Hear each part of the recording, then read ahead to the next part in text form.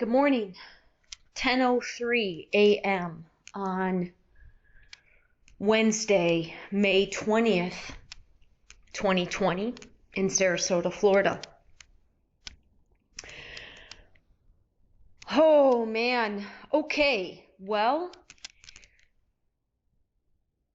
past couple of weeks, yet another personal in the world of the character of Alyson, huge shift.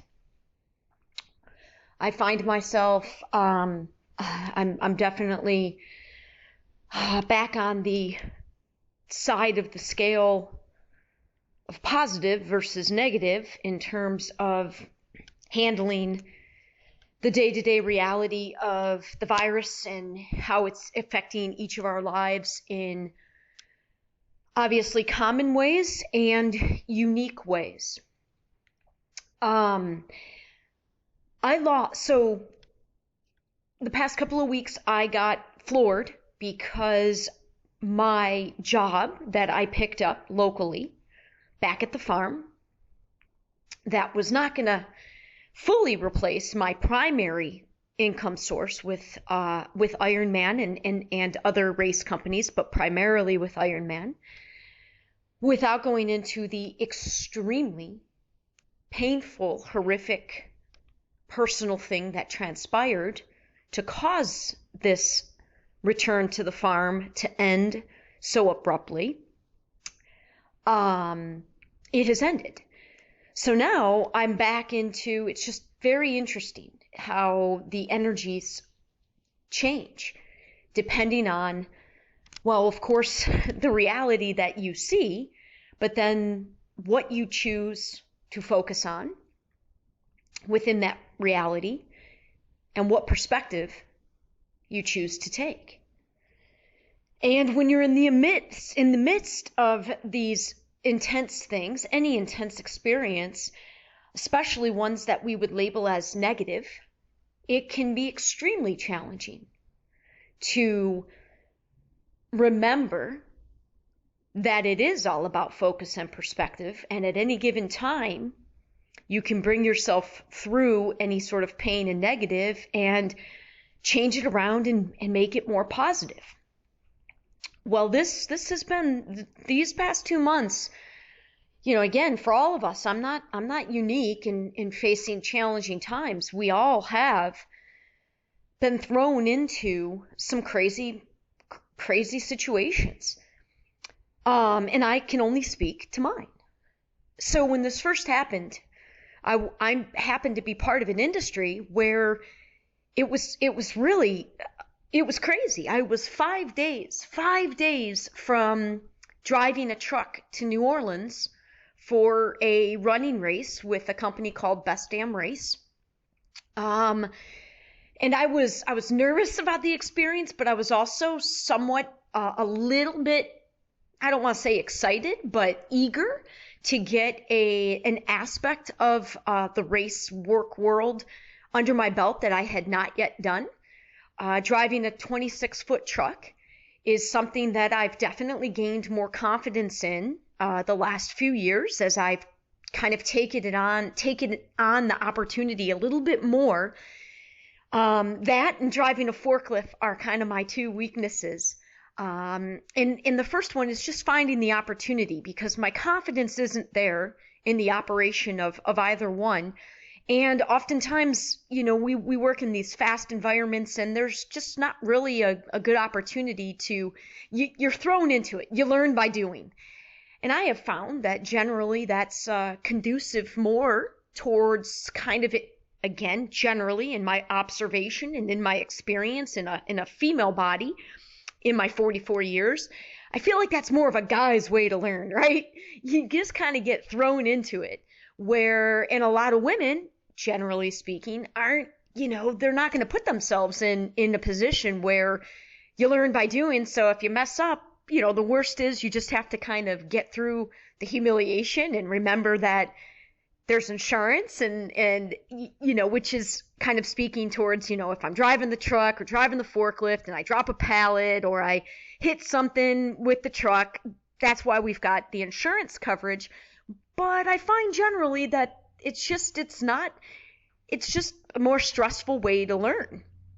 But I know that it's one of the things that can limit me in terms of when I'm on a crew, I don't want to be seen in any way, shape, or form as less than. And I already kind of battle that because I'm of my stature, and my gender makes me already less strong than a 6 foot something male. I'm not even 5 feet tall. And I'm running around in this event world, and a lot of my job is still extremely physical. And I'm trying to kind of keep up with mostly men that are, no exaggeration, half my age and twice my size. So I don't want any more additional sort of handicaps when I'm on a work crew. So I had an opportunity to drive a 26-foot truck from St. Pete to Orlando just a couple of weeks prior to the virus and everything hitting. And then the situation or the opportunity came for me to have to drive it to New Orleans. And I was very nervous because it's a long drive. But I was also a little bit eager because what I learned from the Orlando experience was that it's unbelievable. Just like with anything, experience gives you confidence. And that Orlando trip, especially when we arrived, holy cow, in downtown Orlando in the middle of a Friday afternoon or Thursday afternoon, I think it was a Thursday afternoon, that definitely was a confidence booster. Despite being the biggest vehicle or one of the biggest vehicles on the road, it is still a pretty, unless you're very practiced at it, it's sort of nerve-wracking. So here I am, anxious, but a little eager, a little excited for to get this next notch in my belt in terms of my event world. And then the pandemic, right? I mean, I don't even know that I don't have a TV. Haven't had a TV in over 12 years. I take in very, very, very little media. My world is what I experience. And so I didn't even know that this, thing was really going on. The only reason I had a little bit of an inkling is because my mom happened to be visiting from Michigan, and she checks her news website every day. And in an instant, the New Orleans trip was the first one canceled. And then seemingly in an instant, I lost all of my April work, which is this was my busiest stretch of 2020. So in an instant, I lost, I think the original amount, I think it was right out of the gate, $8,000 of income in a year that I had worked for years, literally for years. I had been setting the stage for myself to have the time and the opportunity that I was set up for myself in 2020 as an independent contractor who negotiates her contracts for the entire year, 12 months out. I had been working for years to get this schedule that I had negotiated, and to give myself, I stepped away from the farm. There was so much that I had planned for years for this particular 2020 for myself. I was setting myself up to be able to pay my own bills, have enough in savings in case I needed to dip into it, still living at bare minimum, which I've been living at bare minimum. But when you have a home, that bare minimum still requires a lot. You got to earn a fair amount of money. And so that I could finish my book and launch my podcast and try to get myself, launched into the work of my soul, into my company. But at this, I've been having to juggle kind of both worlds. You have to pay your bills, but really the way I pay my bills, aspects of it speak to my soul, specifically the people and the humans and the teamwork, but the work itself is so far from what is calling me and what I desire to do. So I had created this year where all of a sudden I had this great balance, and bam, this pandemic hits, and bam, a third of my income, knocking on a third of my planned income for somebody who is already running very thin margins is swiped out from under me. And, with almost no preparation of like, it wasn't leading up. It was like right out of the gate, events, big gatherings were one of the first things, right, that were shut down. So I remember being affected, of course, and really, I don't know, it was new. So I just sort of immediately, as I worked through the acceptance of the reality, I immediately just wrote off the whole year, because I could feel within myself right out of the gate, if I was going to sit there and look at all my planned events and just kind of hold my breath as each one was either canceled or not, that was going to be a far more challenging, ineffective way of managing, the very real effect of this situation. And of course, I was just extremely grateful that I had not begun my pullback from work until I had reached this bare minimum in my savings.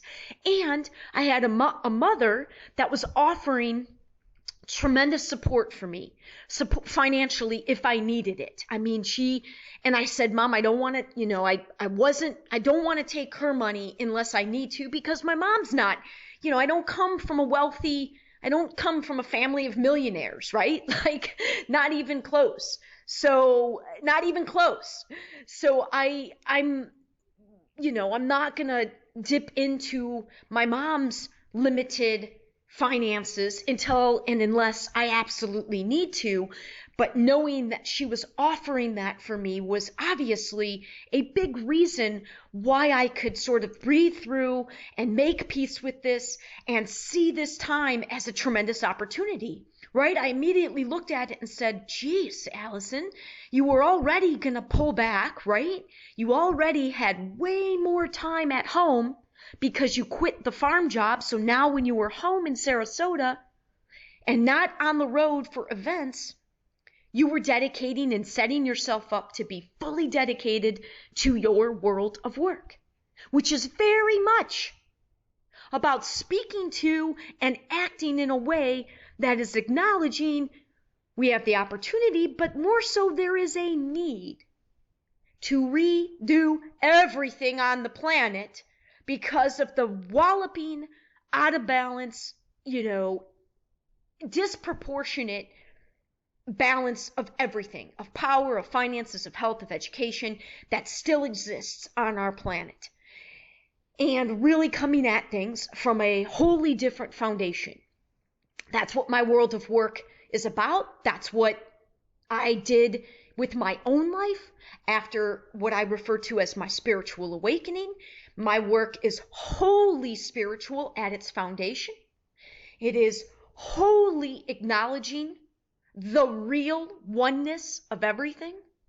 It is love-based as opposed to fear-based. It is the law of one versus any sort of us versus them look or examination of any issue. It is cooperation-based, not competition-based. And it's based in an idea and a belief of abundance as opposed to lack. There is plenty on this planet for everybody, but it's the systems within which we operate that have to be recreated. And it's never been about like, let the other systems exist, but we've got to have, and there are so many people doing this work, but they're doing it against such odds. I mean, they're doing it in isolation, in smaller groups, without the momentum and the ability to sort of, I don't want to say combat the older systems, because I said it's not about battling, it's just bringing more and more of the people on the planet who have this genuine desire of not mass consumption and power and greed and materialism, but aligning and joining people more aligned and harmonizing with the ultimate truth of the oneness of how connected it all is. Ultimately connected to our home, this planet, the science, the biology. Like, the human species is out of control. There are a lot of people that see that, but they don't tend to align with the people that are in positions of power and influence, which makes for a really interesting dynamic. But that is the work of my soul. That is what I am fully want to be doing day in and day out. I would love to find some way to do that and pay my bills, because that is what I want to dedicate this character, this vessel, and all of my gifts in this life. So to bring it back to the story at hand, I had made full peace. I was in this positive place with this. It hurt losing almost a third of your income right out of the gate. It hurt, but because it was so fast, because I had my mom in town and her offer of support for another little, net of security, if you will, because I was already planning on having more time that wasn't working for others, I was able to quickly get myself into a positive frame of mind regarding this pandemic and this world-changing situation. Well, then I got an opportunity to pitch to me by my own brother to help with a new aspect of the farm that I had left, the farm that is, while hugely positive in my life, simultaneously is not a conducive, positive place for me to work, if that makes sense. The farm, in my 10 plus years of being involved with this organic farm in town, it is everything that makes it so special also makes it completely insane. It's insane there.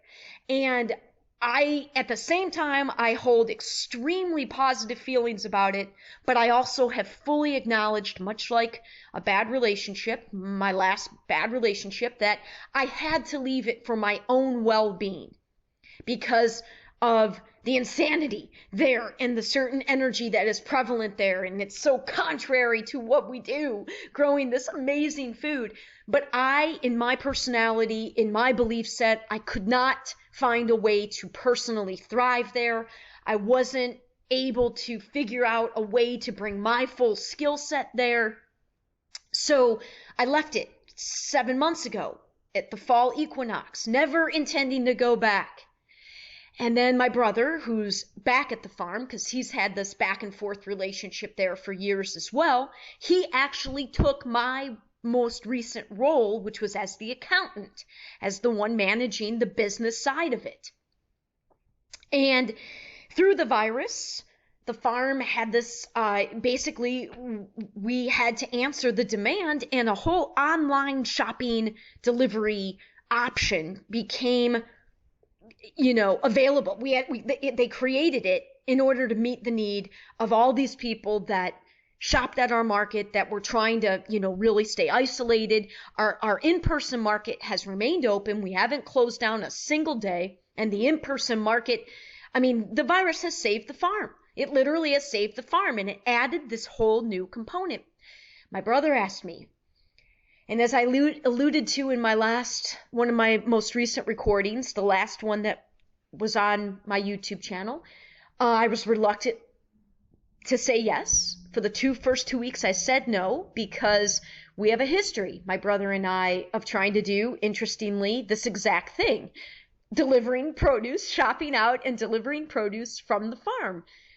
We attempted this with our own business 12 years ago, and it was horrible. It was horrendous. Horrible experience.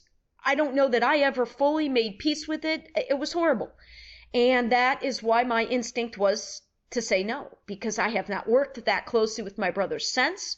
And I think a large part of me knew that what ended up happening this time was going to happen. And without getting into the details, everything that happened 12 years ago and more happened this time.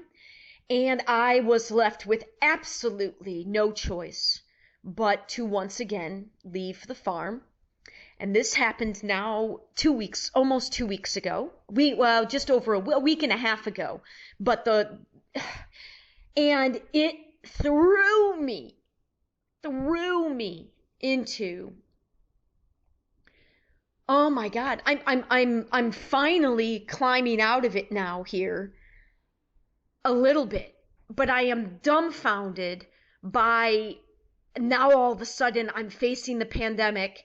And it's like, wait a second, you did this before, Alyson. You when you first found out 2 months ago, you made peace with, you were prepared then to lose the whole year of income. So why is this any different? Well, to begin with, I bought a new, for me, used car that had air conditioning for this new gig at the farm, which I never would have bought, which anybody that knows me knows I've been driving my little green car with no AC for years because I could not justify spending $3,000 to $5,000 when I run such thin margins.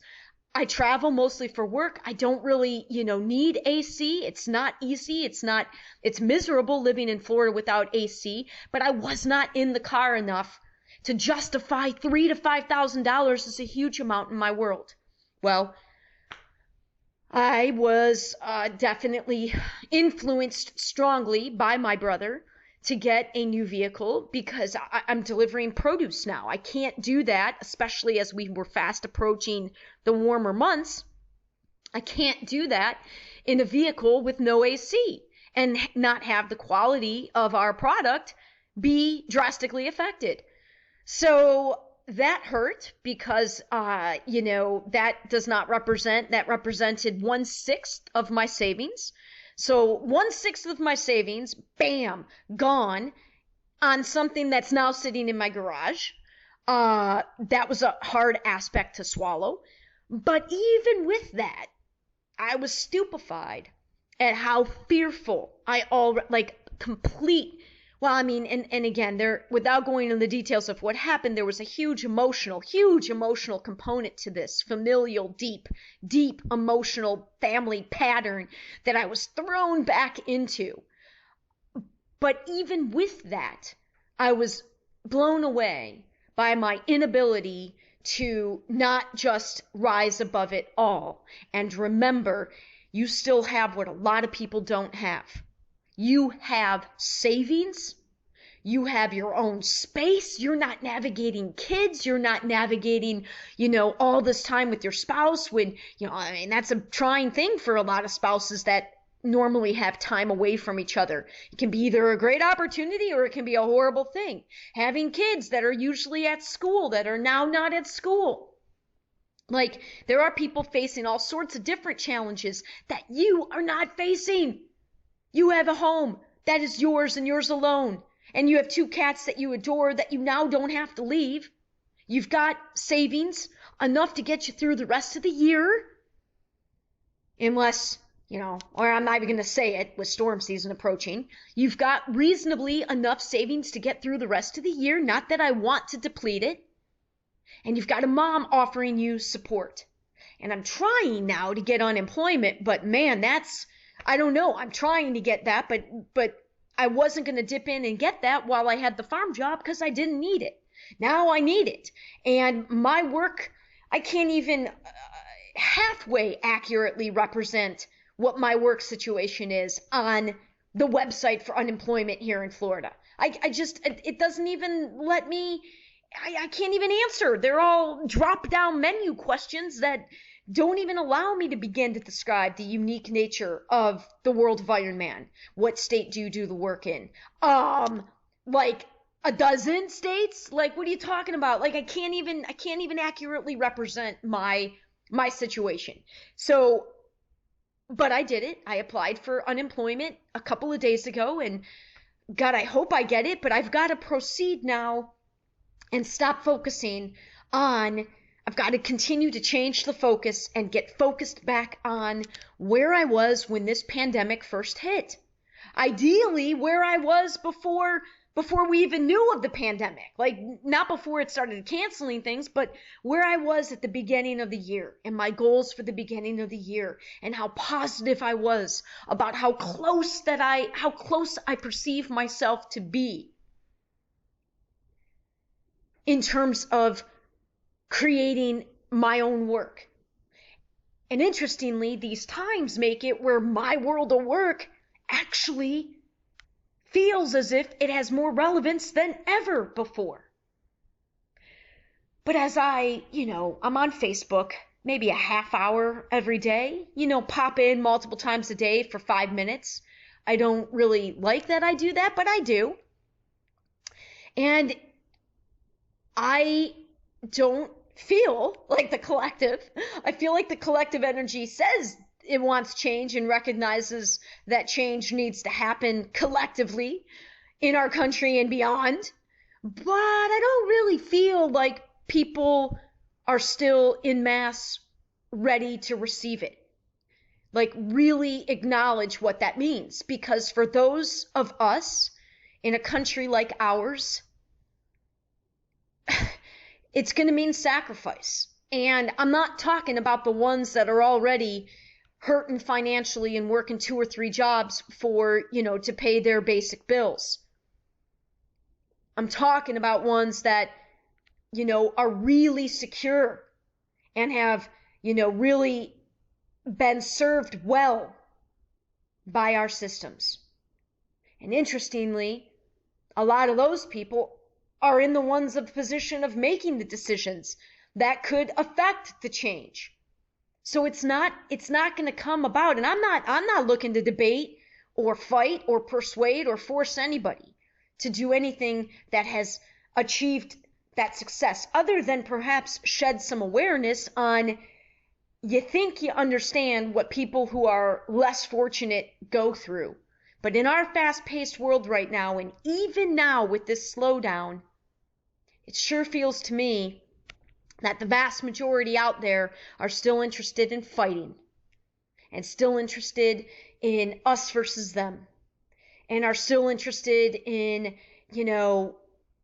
getting mired in the ugliest of the details of the game, rather than rising above and seeing, recognizing, and acknowledging, believing, knowing that we can't get there from here. If you want change, you actually gotta change. If you want things to be different, they can't look as they were before. And as things start to reopen now, the animosity from people is unbelievable. The crevice is just extremely vast from compassion and understanding for one another, and being able to respectfully and maturely re-enter the world. And I think more so than anything else, we're looking to go back how it was, and fighting and resisting in a lot of cases the new stipulations. And I'm not saying that I readily, I'm all about, I'm not a big government person at all. Like, I want us to get back to the autonomy of truly being independent human beings and raise the bar of being human beings, and not needing laws and regulations to tell us how to be decent. Follow the simple rule in everything you say or do. Treat others like you'd want to be treated. It really is that simple. And don't just get away with, it's just work. Sorry, it's just my job. Would you want to be treated if you were in a position of power at a job or a company? Would you want that to be thrown down on you? Would you want somebody with more awareness and in a position of power and influence that you weren't in to take advantage of that and use you and manipulate you? No. And so I've been really hesitant here to start recording and start getting back to my work, because I don't know that people are really ready.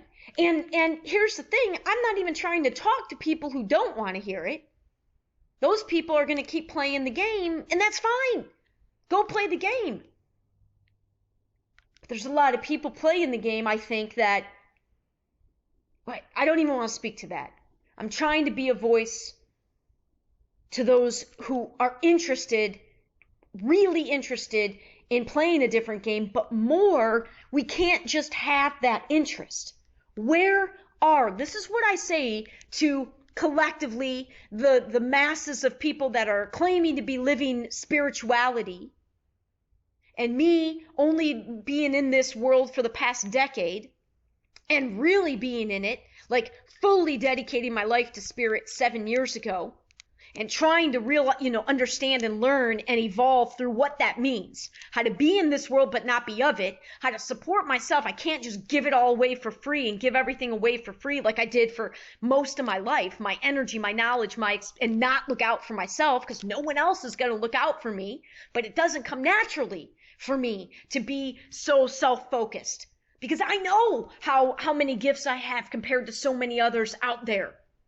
I naturally want to be the voice for others who don't have a voice, and to help others who are barely getting basic needs met, to give them more than anything an opportunity. Just equal opportunity. But where are those systems? Where are the systems for people who are awakening to pay their bills by, some for-profit spiritual jobs, where people that are being called to play this different game, that are being called by spirit, for whom speaking of this oneness and living this oneness makes sense. And most of those people are the younger generation. Below me, the generation or 2 generations below me, are the ones that are they're coming into these bodies naturally wired to be it's more conducive. It makes more sense. It resonates more. That's why you see the millennials tend to be, buying smaller homes and tiny homes and getting married later and having or not having kids at all. And really, that generation is generally who I think I'm speaking to. But I'm speaking to the elders, my age and older. Where the hell are we building the systems, jobs in particular, opportunities for people for whom this resonates to be able to pay their bills and sustain themselves and not have to exhaust themselves fighting a system that they don't believe in, they don't want to give their energy and time to it, but how else do they pay their bills? And seeing and acknowledging what a complete waste of energy that is. I'm experiencing that myself. And have been experiencing that myself, which is why my full-time job has been starting with just creating an opportunity for myself and vowing that as soon as more resources come into my world, to get those to people for whom this true oneness way of approaching things.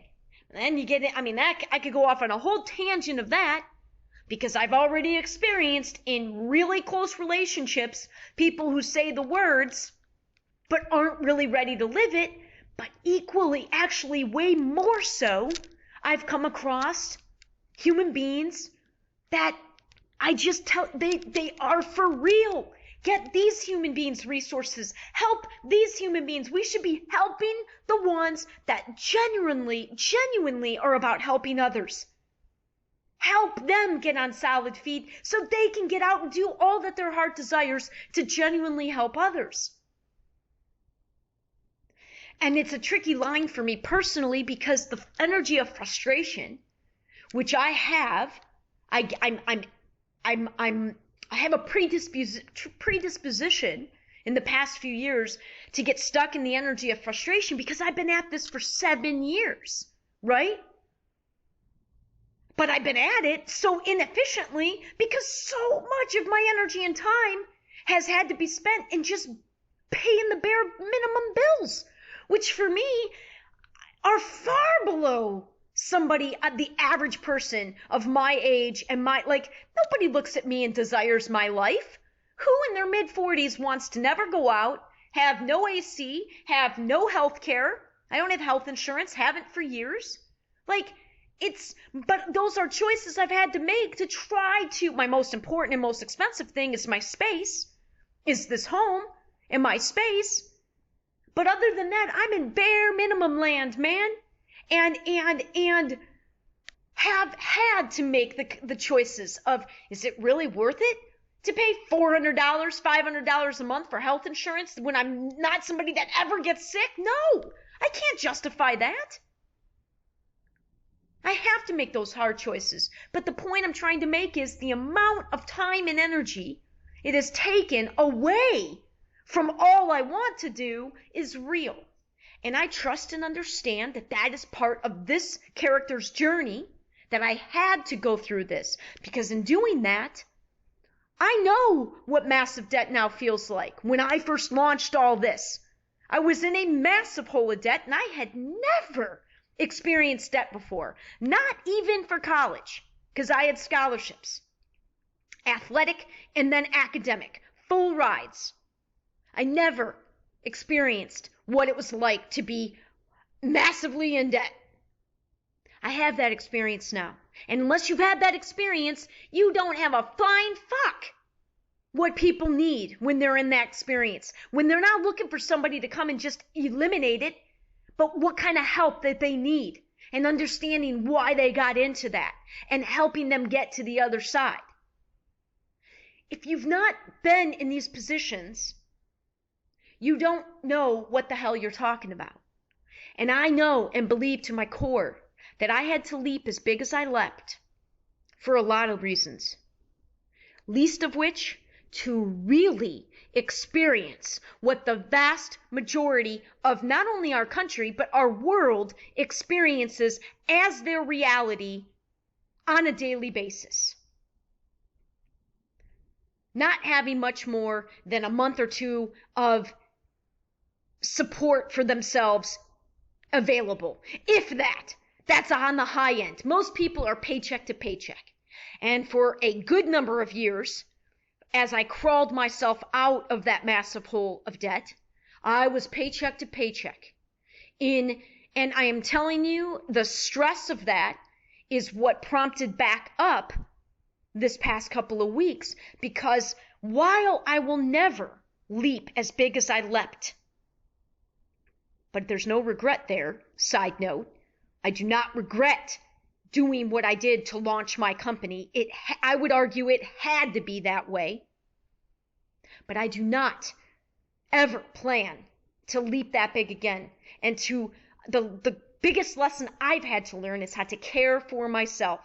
And there are so many people out there who want only to be self-sustaining. But how challenging that is within the massive inequities of these systems and inefficiencies, and more so now than ever before, because you can't even get a damn person on the phone to talk to who gives a shit about you as a human being. You're just somebody's job. You're just, I remember talking to the people. One of the things that I will do a recording on soon is the letter that I had to write while I faced half of my debt head on and paid it off in full. The credit cards, it was all credit cards, 0% credit is how I funded the launching of my vision and my company of me. I consolidated quite a few cards as well and worked with an in-between company, and I had to write a letter. No one read that letter. No one gives a flying fuck. They didn't give one ass about what the real story was. They're just doing their job. We're not connecting. We're all just going through the motions. We're not feeling and connecting what our fellow human beings are really going through. The ones that are in dire need are, but they don't have any power within these systems. And there's not a whole lot of incentive to try to do what it takes to climb out of it, because it's insane. If you need help, how much work you have to do just to get that help. It's easier just to stay in the rut. Like, I understand now more. Like, I remember watching movies or reading books about, I grew up in Detroit. My first 9 years I was born in Detroit. First almost 9 years. We moved right before my 9th birthday out of the city of Detroit.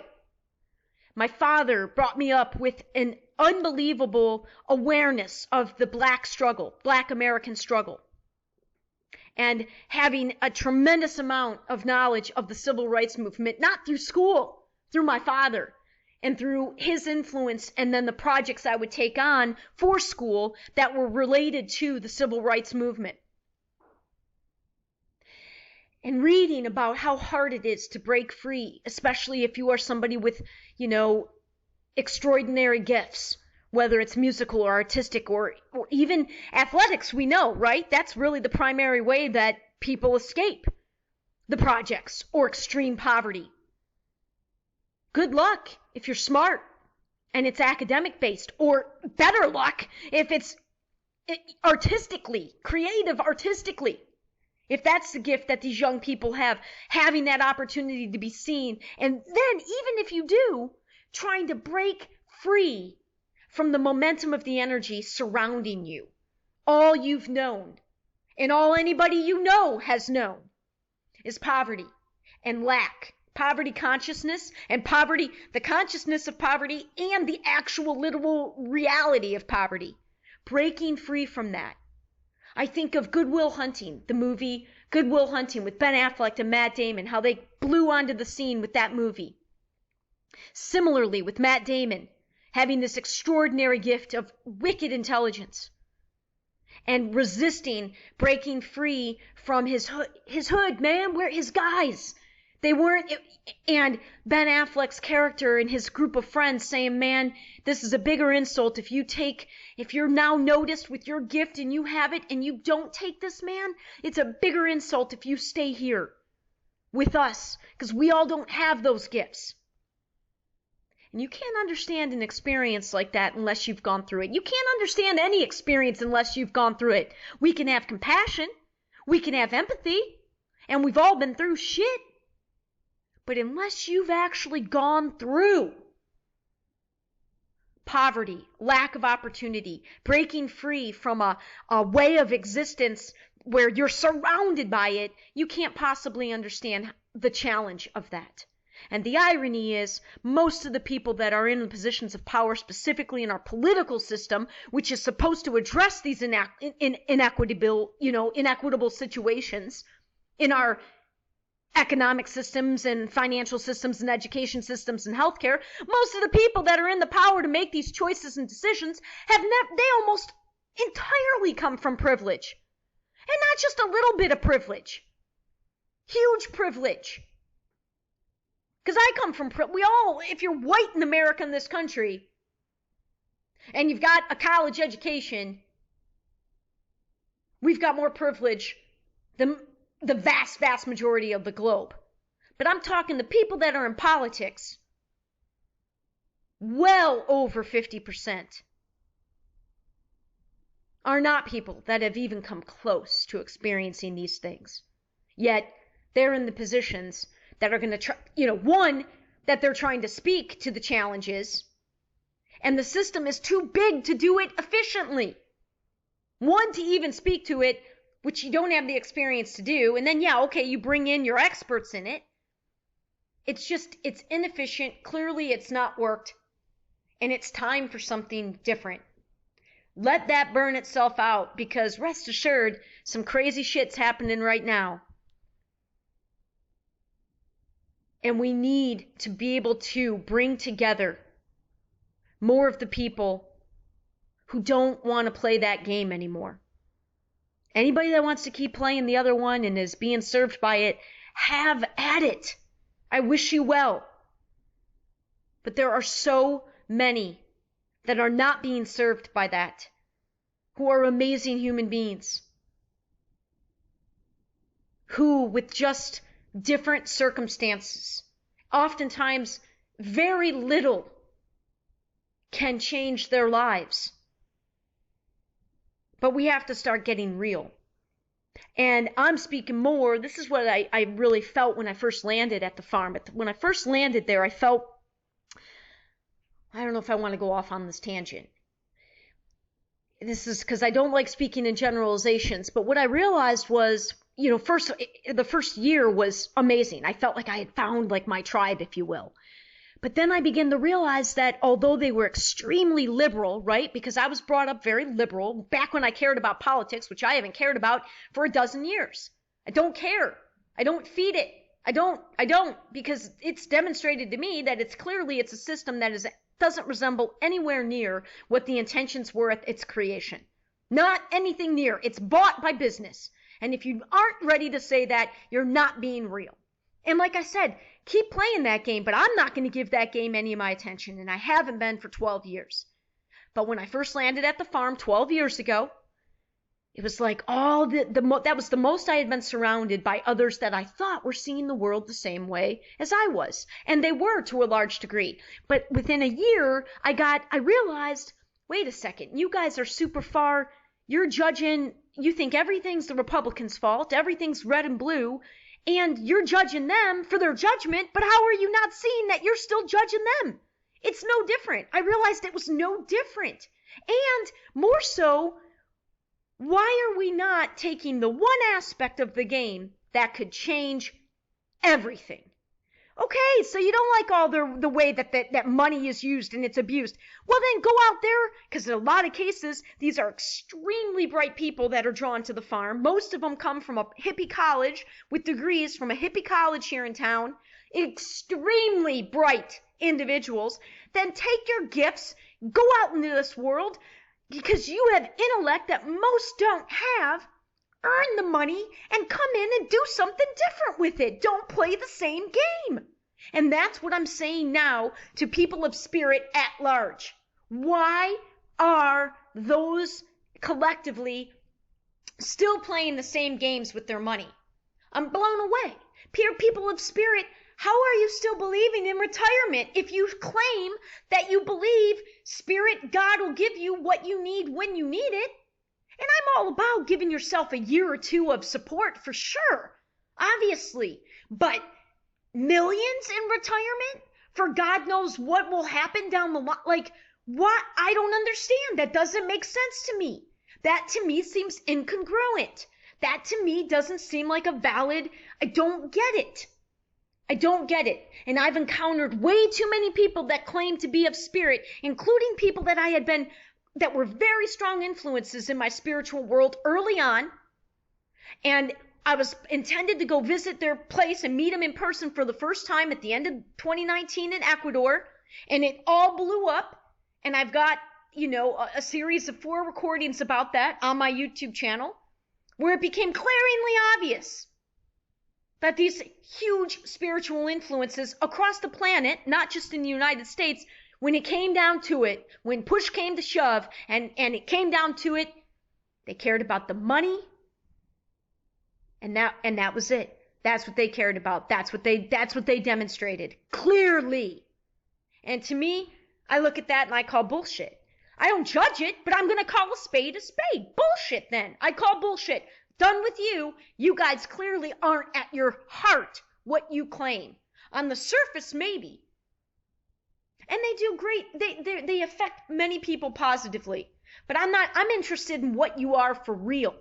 I want to be out there, authentic, real, for real understanding that we're in this together. For real, putting my money where my mouth is. Understanding that it does no good if I'm the only one thriving by myself in my little world. So, I don't know, today, I wanted to don't know that this will not become public. This is the first time I've recorded. This is the first time I've even felt like recording in the past 2.5, 3 weeks since everything went south fast and in huge, horrible ways with my brother and at the farm and now being unemployed again and working through just the energy. And trying to refocus my energy and regain perspective. Focus and perspective. Oversimplification to say it, but it's all about what you focus on and the perspective you take. And I was in a world of dark the past 2 weeks. Dark, I hadn't felt that dark and that depressed and that deflated in over a decade. And scary is not the right word. It's just, I think it was just more shocking to me because I don't think I ever thought anything could happen that would return me to the level of hopelessness and loneliness and sadness and depression that really dominated the vast majority of my adult life prior to my awakening. And it's even more painful to revisit that sort of energy now because now, 10 years later, I know better. I didn't know better from age 15 to 35. I didn't know any better. But post-awakening, I know what the greater truth is. And still, the momentum of the horrible pain of what happened and what it threw me back to was overwhelming, especially exacerbated because of the pandemic. Clearly, I never would have even have taken the job and put myself in the position of this happening again if the pandemic hadn't happened, if I didn't have a financial need.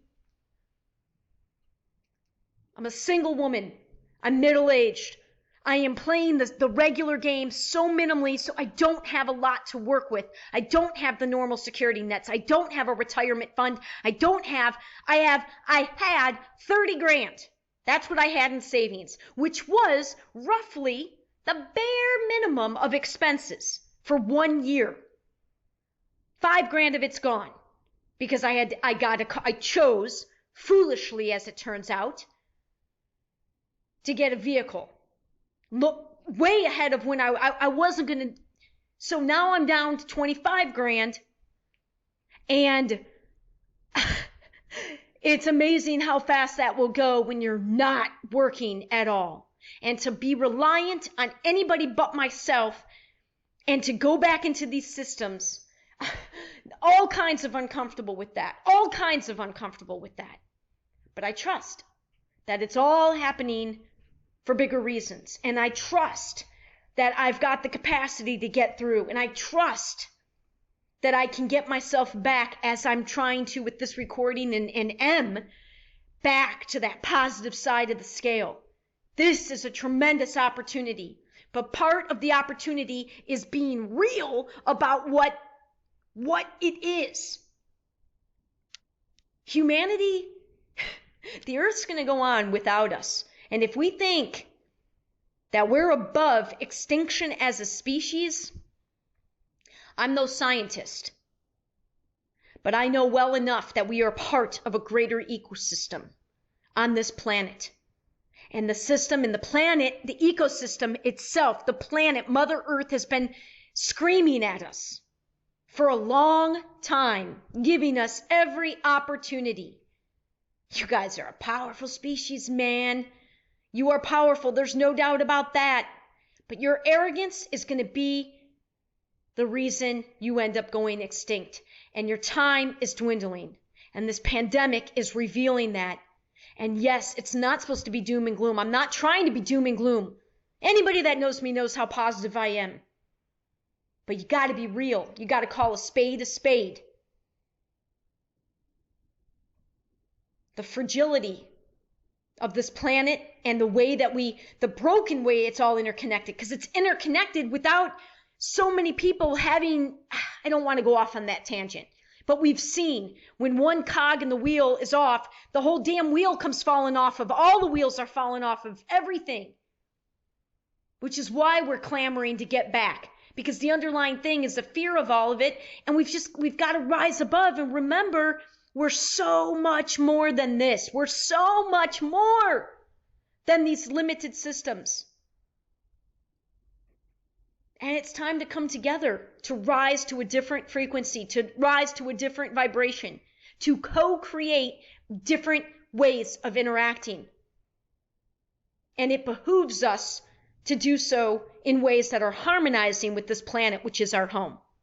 And I would argue that if we don't, we will, as a species, face extinction. And it will happen way sooner than, quote unquote, it should. From the aspect of, it's not rocket science, man. We got to get rid of greed and power and corruption. And the only way that happens is if, let that continue. But we got to get people who really get this acting together in more and more expansive ways. And it begins with more voices speaking to this. I am intended to be one of those voices. And I have been living this fucking for real for 7 years. Almost 6 figures of debt, $96,480 of debt is what I peaked at. I gave myself an $100K limit to launch my vision, which essentially almost half of it was money I paid it forward. Very specifically, but I didn't, it was very naive, but it was pure and innocent. And the other half was simply giving myself and gifting myself a year to fully dedicate to trying to get a running start on this lifelong vision. And my YouTube channel has tracked the entire thing. I did this for real from day one, with the establishment of starting my business with pay it forward investments, as opposed to what most businesses do, which is ask for investment when they're launching. I started my business in January of 2013 with substantial pay it forward investments. I had a plan. I had a vision. It was purposely loose. It was admittedly very naive, but it was pure and it was innocent and it was inspired by the law of one. And I'm not going to stand any longer and be small in that. And I am not going to allow anybody else who gets ruffled by that to project their ruffledness onto me. If you get ruffled by that, that's your issue to work for. That's my truth. That's what I did. And now it's time to share and connect these dots more consciously in an effort to start for real providing new avenues for people for whom this perspective resonates. It's time. And it's what I want to do for the rest of this life, because I think this pandemic is revealing, shockingly, really, that our species is really, really at the brink of, you guys gonna survive this or not? Are we gonna start to be truly human in remembering that we're this ultimately, we really are all of the same energy of God, the universe, cosmos, whatever you want to call it, the one source? And we've got to start developing and giving opportunities for more of an quote unquote world, a reality surrounding that greater truth versus a mass reality that's filled with all these limitations and rules and fear and lack and all these things that aren't representative of the greater truth. And last time I did this, it was pretty isolating. Pretty much everybody in my life then is not in my life now, because it ruffled a lot of feathers. I have greater discernment, much greater wisdom, and much more experience now, 7.5 years later. But the human part of me has been very hesitant to jump back in, because I know this time. Last time I was so naive, I didn't know. But I know this time that many people I love and respect and admire, who love me now, they start to hear some of this come out of me, and they are not going to love me. And that's hard for the character of Alyson. It's hard. I don't like upsetting people. I don't like ruffling feathers. I can't help what I'm being called to do. And I finally am realizing that if I don't start doing what my soul is calling me to do, I won't survive. Literally, that's what the past 2 weeks have revealed to me, and the pandemic at large. I've got to keep going and not worry about and trust that I'm not trying to upset anybody. My dream and goal is to have everybody thriving, everybody harmonizing, everybody doing well. But the journey to that is going to be starting to speak things that are going to upset a lot of people that have been doing well within these broken systems. And I understand that. I can have compassion and understanding for that, for sure. But I can't any longer feel badly and take on what I can't. And I know that's going to happen. I know there's going to be people I love and admire who aren't going to be able to, they're not going to want to hear me, talk to me, be around me. And that's, luckily I don't have, my inner circle is extremely, one hand is my inner circle. Most of my relationships are work relationships, but I'm known to have extremely strong work relationships. And I won't ever take my world of work and force it onto anybody. But, I understand. I also work in a world where a lot of people, there's a lot of subjectivity in terms of who gets put picked on staffs and things like that. So there's a very real risk that I won't be asked to be a contractor for Ironman, or half of the people in Ironman who aren't going to see my perspective at all are going to, I don't want to say punish me. They're not intending to, but just by the nature of things, like we live in a world where, again, sort of an us versus them world. We like to be surrounded by our own tribe. And what I'm an increasingly strong example of, trying to be, working to be, is we got to rise above all these us versus thems and learn to truly harmonize with love and respect for people that have different values and making different choices.